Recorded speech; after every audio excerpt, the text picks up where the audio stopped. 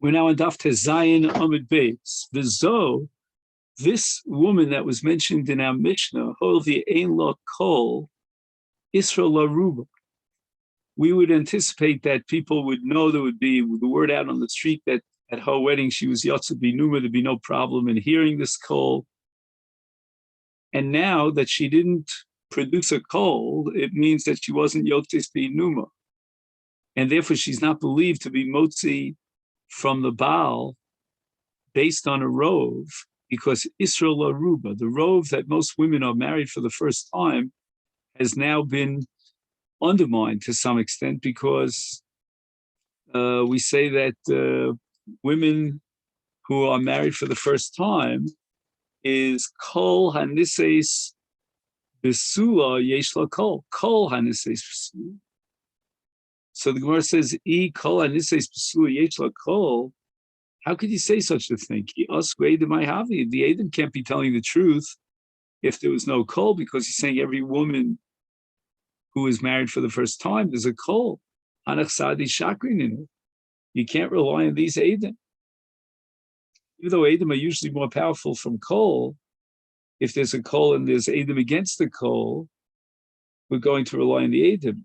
But here, in this case, it's different, because the Vitzia, she can't possibly be married for the first time. Elam Ravini, you have to change a little bit the nusach here. Rov nisei besul yesh la kol. Most women on the first marriage have a kol, but zu, this case, this woman holds the ein la kol Isra La Ruba. If she'll bring edim, then the edim are not considered undermined by the lack of the absence of a kol, because we could always say that this woman belonged to that miut, that minority of women who don't have a kol, and the edus would certainly be reliable for her to collect the 200 zuz of haksuba. Now we go back to the Mishnah, and the Baal says that he married an almana, and he's only chayav almana. She says that she was married for the first time. So she'll win the case, and she'll get 200 zuz.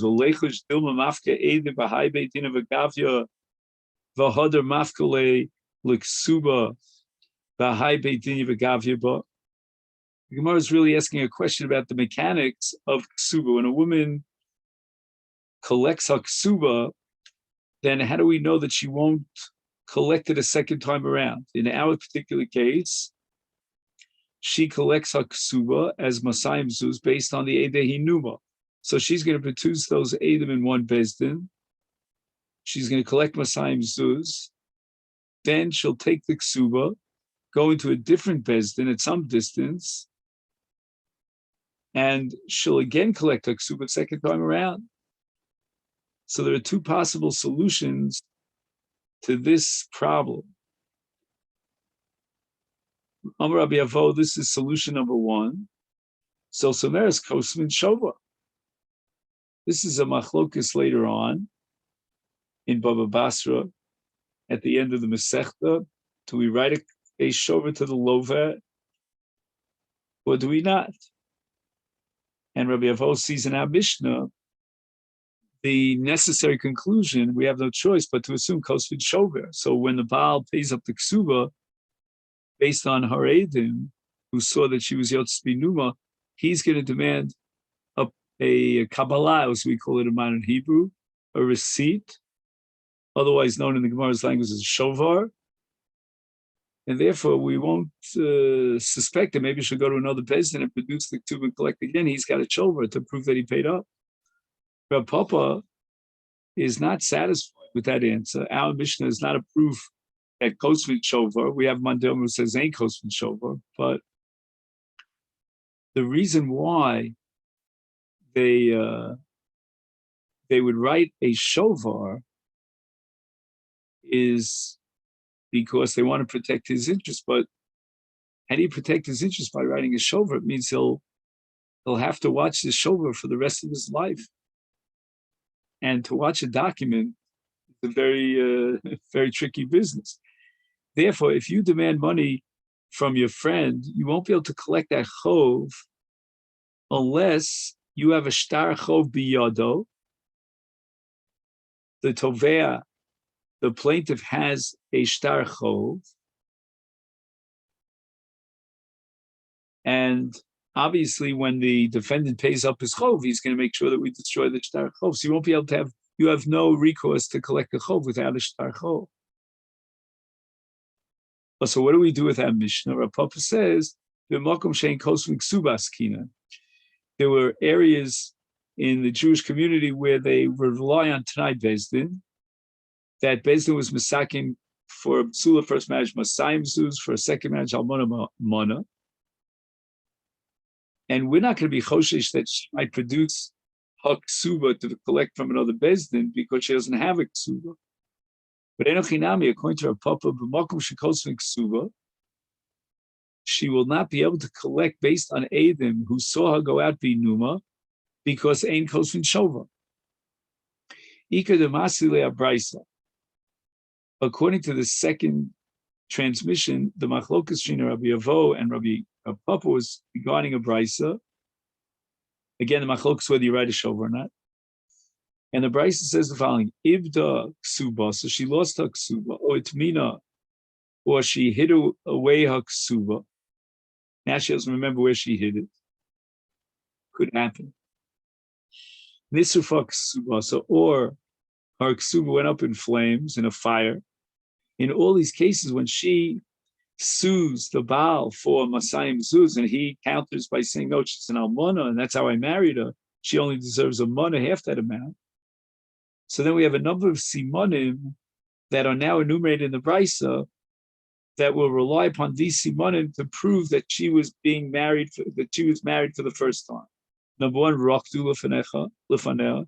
Number two, Sichaku lefanea. And Richuk and Rikida and Schok ein osin ella lebesulos. That's the extra simcha.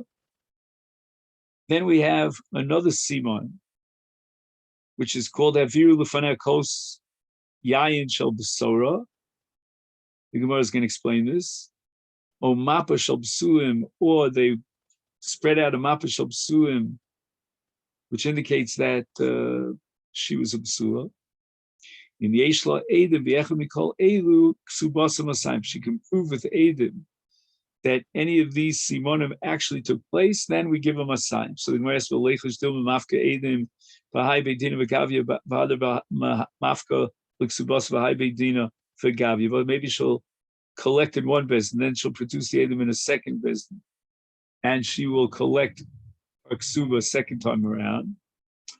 Rabbi Avo, so Someres, Kosvin Shover, Papa Omer, B'makom Shein Kosvin Ksubas Kivin. And now the Gemara is going to compare these two possibilities. First, according to our Papa, you're saying Ein Kosvin, B'makom Shein Kosvin Ksuba, for Ibda Ksubasa, when it says in the Brisa she lost her Ksuba. How is her Papa going to explain the Brisa that she lost her Ksuba if they don't even write a Ksuba? She never had a Ksuba. And the answer is the Kasavla Ihu, that he himself, against the Minig HaMakom, he decided he's writing a ksuba to his wife.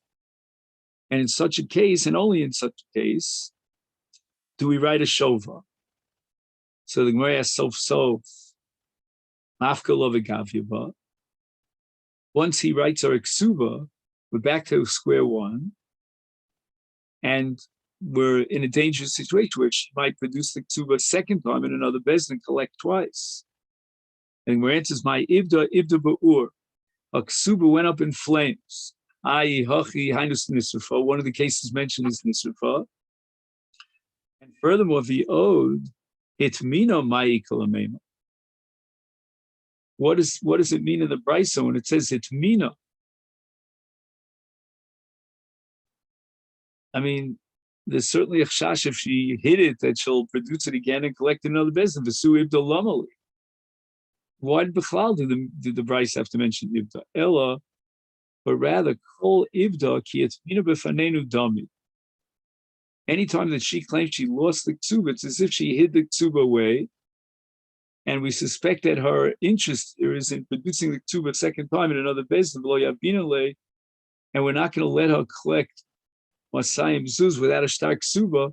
Adiamri Adam Nisfa Ksubasa, unless Adam could testify that her ksuva went up in flames. So when the Bryce says Ibda Ksubasa, Arehu Arehi Ketmina Ksubasa for Nenavena Gove, if she claims Nisfa, then she has to bring Adam to prove it.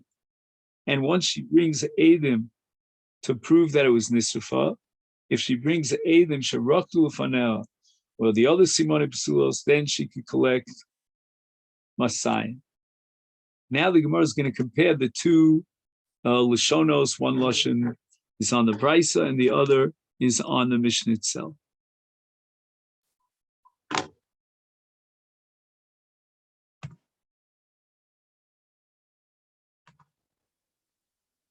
So we're not going to accept her claim that she lost her ksuba. We're afraid of chicanery here. But if she claims that she burnt the ksuba was burnt, and there are Eidim to testify, then she can bring those simonim that we mentioned. Now the Gemara analyzes the Brisa of the Mishnah. Man de Masila a Brisa Kolshkein Amasnisin. According to the tradition that Machlokes of Rabbi Avo and Rav Papa was on the Brisa, where it says explicitly that she can collect Haksuba even when Haksuba was lost, and Rav Papa responded that Ibda has the same status as Itmina, and she cannot collect unless there are Eidim that testify that it was burnt. And Rav Papa maintains that Leolam Aim Kosvin Chover is Kolshkein, how much more so Amas Nisin, we can certainly say that how much more so on the Mishnah, which we said was a Mokum Shein Kosvin Ksuba. And Manda Masila Amas Nisin, however, if the formulation of this machlokes was with regard to the Mishnah, then Aval Abraisa Lo, that if the machlokes was about our Mishnah, we cannot use that Mishnah machlokes to interpret the Brisa instead of that machlokes, because in the Brisa it says that it's a kosvin shovar, the way Rabbi Avo understood it. So it can't be a place where ain kosvin ksuva. That's impossible. Ki kusha, as we asked and raised this objection on Rav Papa from the Lashon Brisa Iblik Tsubasa, which means that they do write a ksuba. So this lishna is what we call lo nichle letaritz bedochak. It doesn't appeal to this mishnah, to this tradition that we can, use a very difficult push-in answer and interpret that if the ksubasa means it's as if she had put away her ksuba and hid it. The Mishnah says in Yesh Edim, Numa, then Lechush the Gemara asks Dilma, Mafka Edenu Bahai Beidina Vagavia, or the Mafka Bahai Edenu Bahai Beidina Vagavile. And the Gemara answers, Mokum Delo Efshar Vade Kasvin and Shovar. Let's say, for example, in a place where they don't write a ksuba, they're relying on Tanai Bezdin, and the woman, any married woman will collect based on Edim. So there's no possibility of avoiding that chashash that she may come and collect the second time round unless we write a shovar. So even Rav Papa would agree under those circumstances that since the wife doesn't have anything to return to her husband as a shtar because they don't write a ksuba in that place, is therefore he would have to agree that they write a shovar. But in a place where they do write a ksuba, if that's the minhag, and we can obviate this need for writing a shovar by requiring that she produce a ksuba, so ein kosvin shovar.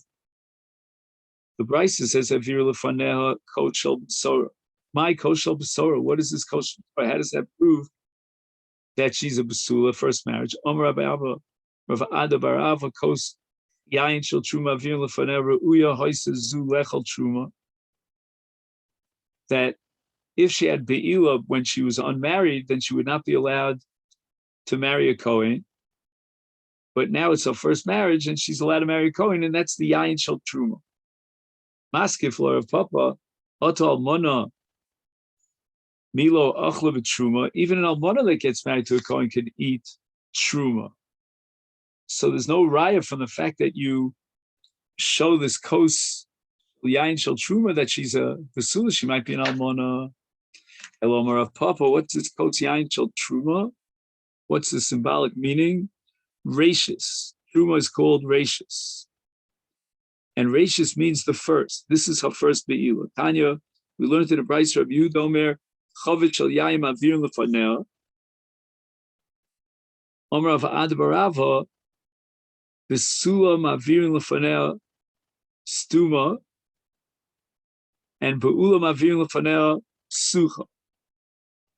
So in order to be absolutely clear about these Sibonim, they would either bring an open chavis if it was a second marriage for her. If it was a first marriage, a closed, sealed chavis. Amai. Why do we need to open up a chavis psuchel if misha nisa be'ula? No say be'ula.